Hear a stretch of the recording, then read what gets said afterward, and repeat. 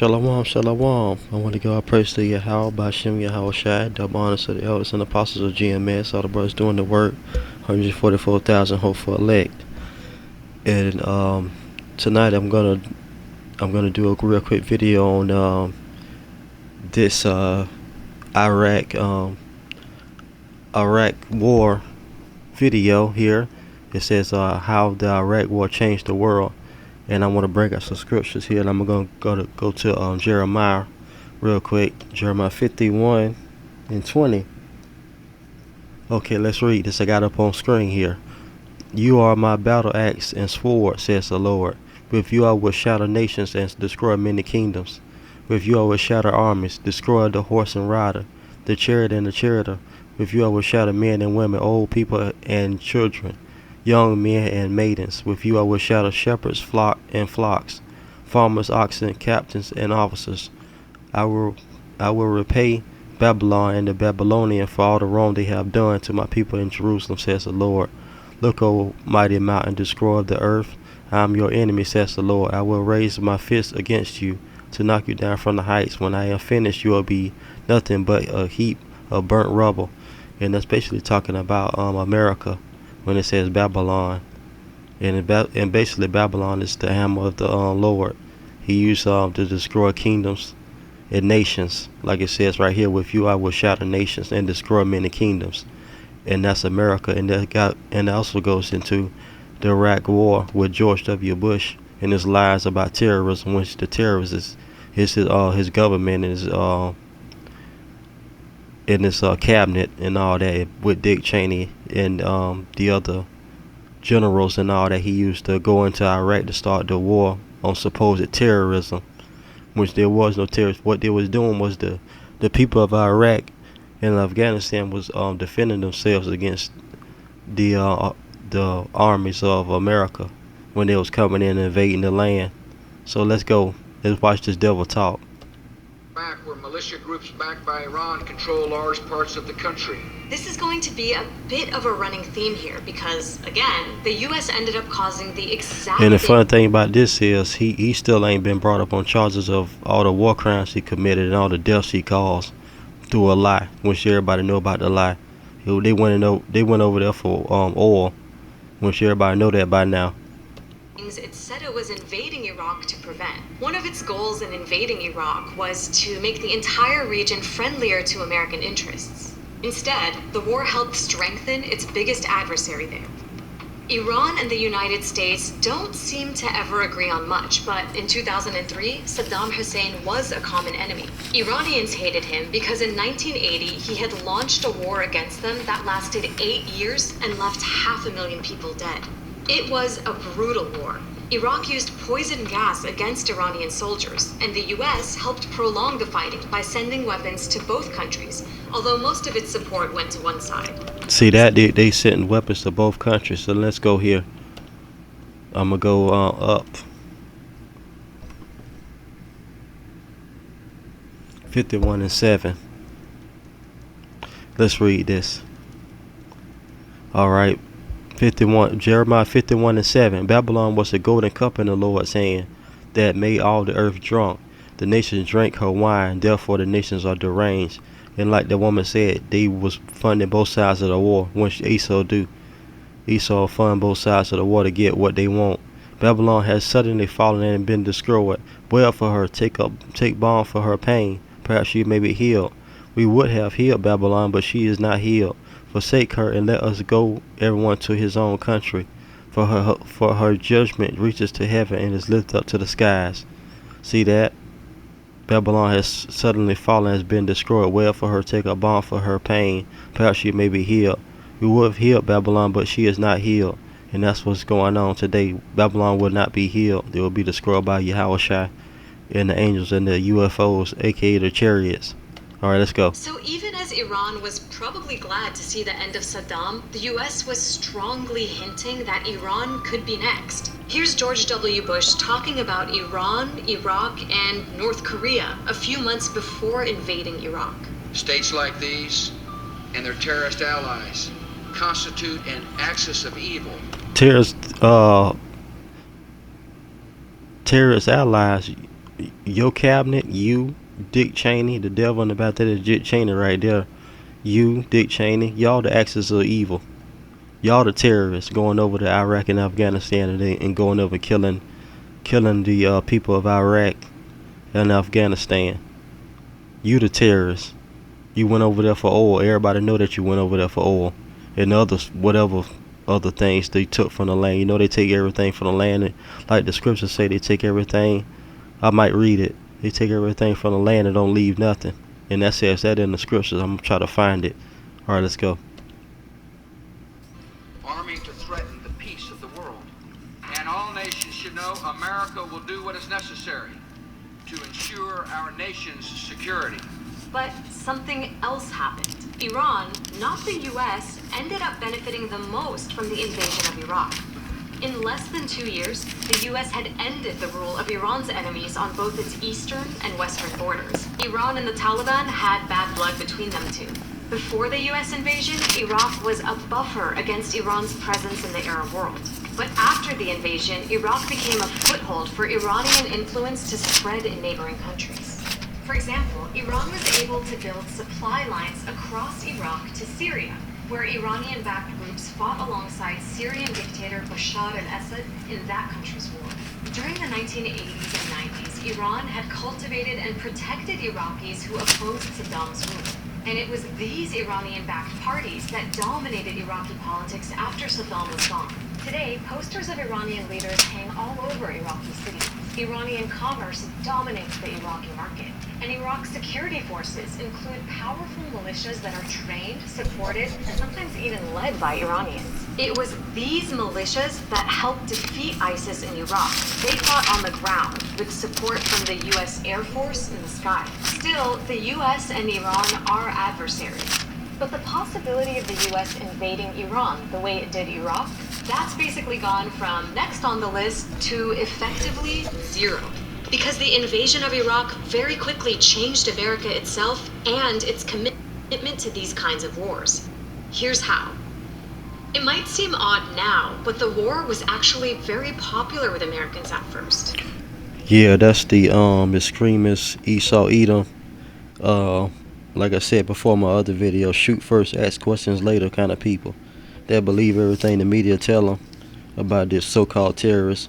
But I found this Psalms 56 and 21. His speech was smoother than butter, yet war was in his heart. His words were softer than oil, yet they were drawn swords.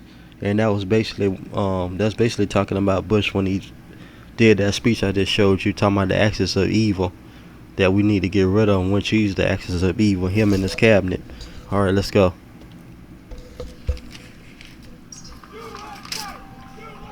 That didn't last long. Almost everything that had been used to justify the war turned out to be a lie, including how quick it was supposed to be. Over 4,000 American soldiers were killed, and it took the U.S. more than 8 years 4,000 to withdraw from Iraq without much to show for it, other than, as we've seen, 4,000 U.S. troops killed for nothing, for oil and other resources from the land that they wanted to take from that Iraq and Afghanistan. 4,000 lives taken for nothing. Turn the volume up. Okay. All right. the strengthening of Iran and the spread of ISIS. Turns out the US wasn't able to impose its will on another country by force. Bush, who at one point had a 90% approval rating, ended his presidency with just 22% of Americans approving of him. After Bush, the next two presidents both insisted they'd always opposed the war, unlike the political establishments in both parties who had backed it. Many of us looking at the evidence ahead of time understood that there was not an imminent threat. Bottom line, there were no weapons of mass destruction. They said there were weapons of mass destruction. I was against the war when it started. But the US war machine didn't stop after Iraq. It adapted. Today, you won't hear many American politicians talk about Bush-style goals like nation building or regime change. Instead, US military power is deployed in small doses all over the world for assassinations or other special forces missions. Drones, missiles, airstrikes, all these let the US hit targets from thousands of miles away without American troops being in harm's way. That's made the drone program much more popular than the Iraq War. But drone warfare isn't clean. These strikes have killed thousands of civilians, with drone pilots often unable to tell exactly who they're targeting. See that? See how Esau? Directly. See how Esau, Edom, love to destroy and kill for nothing. Like I said, they create weapons just to destroy and kill people for no reason. Like with the drones they just showed you on the screen. All right. Let's continue with the video. Under the president's control, it's given American presidents the power to execute people all over the world, including, in several cases, American citizens. The Iraq War was always going to be a disaster on so many levels. It was also an illegal war. It's not in conformity with the UN Charter from our point of view, from the Charter point of view, it was illegal. But the U.S. insisted it was above such rules and that it had a right to preemptively attack whoever it wanted. Most of the world refused to go along. When we went in, there were 3 countries, Great Britain, Australia, and the United States. That's not a grand coalition. We can do better. 30 seconds. Well, actually, you forgot Poland. The problem with acting like you're above the law is that it gives others an excuse to break the rules as well. Listen to Bernie Sanders. Watch this. I just found this. Jeremiah 49:17. Edom shall become a horror. Everyone who passes by it will be horrified and will hiss because of all its disasters. And when Sodom and Gomorrah and their neighbor cities were overthrown, says the Lord, no man shall dwell there, no man shall sojourn in her. Behold, like a lion come up from the jungle, Jordan, against the strong sheepfold. I will suddenly make them run away from her, and I will appoint over her whomever I choose. For who is like me? Who will summon me? What shepherd can stand before me? Therefore, hear the plan which the Lord has made against Edom, and the purposes which he has formed against the inhabitants of Teman. Even the little ones of the flock shall be dragged away. Surely their foe shall be appalled at their fate. At the sound of their fall, the earth shall tremble. The sound of their cry shall be heard at the Red Sea. Behold, one shall mount up and fly swiftly like an eagle, and spread his wings against Bozrah. And the heart of the warriors of Edom shall be in the day like the heart of a woman in pains. So when it says Bozrah, they're talking about Esau, Edom. All right, let's continue with the video. At the time, one of the only people in Congress opposing the war, warning of those consequences. If President Bush believes that the U.S. can go to war at any time against any nation, what moral or legal obligation could our government raise if another country chose to do the same thing? In the years since, we've seen that playing out all over the world. Governments breaking international law and committing war crimes with impunity, whether they're cracking down on dissent, stealing territory, or invading other countries. But maybe the guy at the heart of it all saw a link between what he set in motion in Iraq in 2003 and Russia invading Ukraine in 2022. The decision of one man to launch a wholly unjustified and brutal invasion of Iraq. Of Ukraine.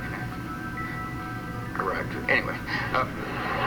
Conservative estimates say that around 300,000 people were killed because of him. Like Bush said, when she's not in jail right now, he basically admitted, like the Bible say, make your tongue fall upon yourself, which basically say, I'll make you, basically in simplified terms, I'll make you tell the truth when you don't want to. You can basically tell on yourself. That's basically what that's saying. I'll make your tongue fall upon yourself. Alright, let's go to scriptures, and that'll be the video. Let's go to Jeremiah 50.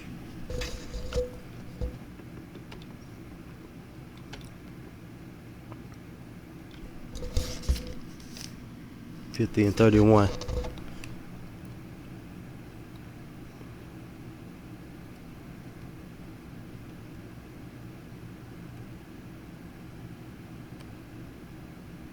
Okay, 50.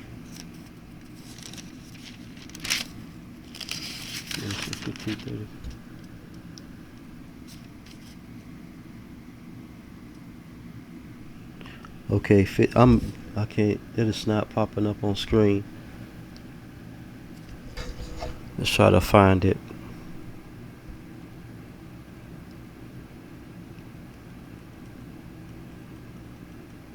I might just read it. I'll just read out the Bible. I got it. Okay, I'm just gonna read it. Alright, let's go here. Behold, I am against you, O proud one, says the Lord God of hosts. For your day has come, the time when I will punish you. The proud one shall stumble and fall, with none to raise him up. And I will kindle a fire in his cities, and it will devour all that is round about him. Thus says the Lord of hosts. The people of Israel are oppressed, and the people of Judah with them. All who took them captive have held them fast. They refuse to let them go, and that's talking about the 12 tribes of Israel and the so-called black people when we went into slavery, our ancestors.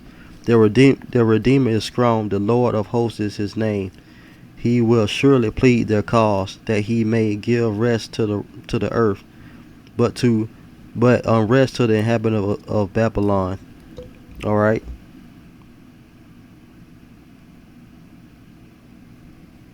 Let's see, can I find something else? This is Babylon up Salakia. Jeremiah 50 and go to and 11.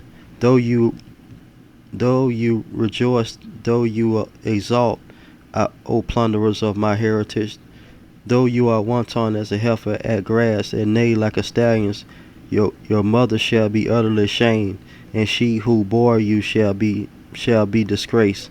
Lo, she shall be the last of the nations, a wilderness dry and a desert. Because of the wrath of the Lord, she shall not be inhabited, but she be an utterly desolation. Everyone who passes by Babylon shall be appalled and hiss because of all her wounds. Set yourself in array against Babylon round about, and all you that bend the bow, shoot at her, spare no arrows. And that's talking about the nukes when it says right there, it says, all you that bend the bow, shoot at her, spare no arrows. That's talking about nukes when it says arrows. For she has sinned against the Lord. Raise a shout against her round about. She has surrendered. Her bulwarks have fallen. Her walls have thrown down. For this is the vengeance of the Lord. Take vengeance on her. Do to her as she has done. Alright, let's watch the rest of this video, and that'll be the video. America's decision to illegally invade Iraq, although the real number is probably much higher. In Iraq today, sectarianism is rife. The economy is weak. Poverty is widespread. Basic services are sporadic, and the security situation is, in many places, still dangerous. لين مجرد دخولها كان هو مأساوي يعني، وحطمت وقتلت ودخل الإرهاب والمجرمين وغيرها والقاعدة. اليوم الدهورة صارت يعني يا ريت قبل الحرب كان يصير أحسن كنا ساكنين وعايشين. 20 years on, Iraqis are still dealing with the consequences of that invasion every day. But what about the consequences for the government officials who lied to justify the war? Or for the media that repeated so many of those lies instead of investigating them? To find out, you'll want to watch this video. Which there was no consequences for what they did with the Iraq and Afghanistan war. They ain't been jailed, they ain't been put to death, none of that. But Esau Edom time is coming to an end when Yahushua returns with the angels of destroy Esau Edom and the 2/3 of Israel. So their time is coming. They'll get their just rewards. They won't get off of their crimes. With that, I want to give our praise to Yahweh, Bashem Yahushua. Double honors to the elders and apostles of GMS, all the brothers doing the work, 144,000 hopeful elect. Alright, till next time. Shalom, shalom. Shalom.